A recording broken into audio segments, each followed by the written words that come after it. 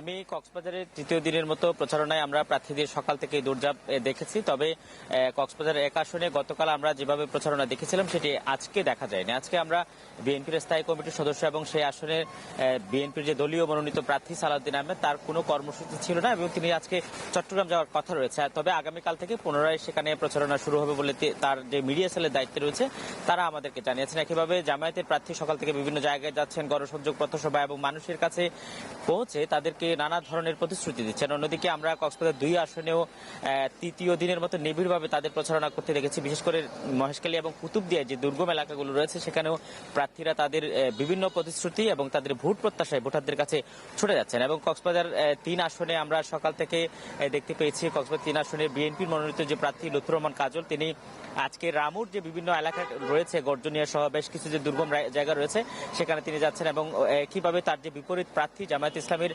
শহীদুল আলম বাহাদুর, তিনিও তার মতো করে প্রচারণা চালাচ্ছেন এবং বিভিন্ন জায়গায় গিয়ে গণসংযোগ করে মানুষের সাথে মিশে যাওয়ার চেষ্টা করছেন মূলত ভোটের জন্য। এবং কক্সবাজার 4 আসন যেটি রয়েছে উখিয়া টেকনাফ, সেখানেও সবচেয়ে ঝুঁকিপূর্ণ এই আসনটি, কিন্তু সেখানেও প্রার্থীদের মধ্যে আমরা গত 3 দিন ধরে যে দৃশ্যটি দেখে আসছি 2-3 ধরে সেটি আজকেও দেখা গেছে এবং তারা সেখানে প্রচারণায় একদম নির্বিঘ্নভাবে প্রচারণা চালিয়ে যাচ্ছেন এবং তাদের যে বিভিন্ন প্রতিশ্রুতি আছে সেগুলো প্রার্থীদেরকে ভোটারদের কাছে তারা তুলে যাচ্ছেন এবং ভোটাররাও নানা ধরনের প্রতিক্রিয়া ব্যক্ত করছেন। সব মিলিয়ে কক্সবাজারের যে ভোটের যে হালচাল সেটি আসলে তৃতীয় দিনের মধ্যে খুব ভালোভাবেই যাচ্ছে এবং এখন পর্যন্ত কোনো ধরনের অনাকাঙ্ক্ষিত ঘটনা ঘটেনি।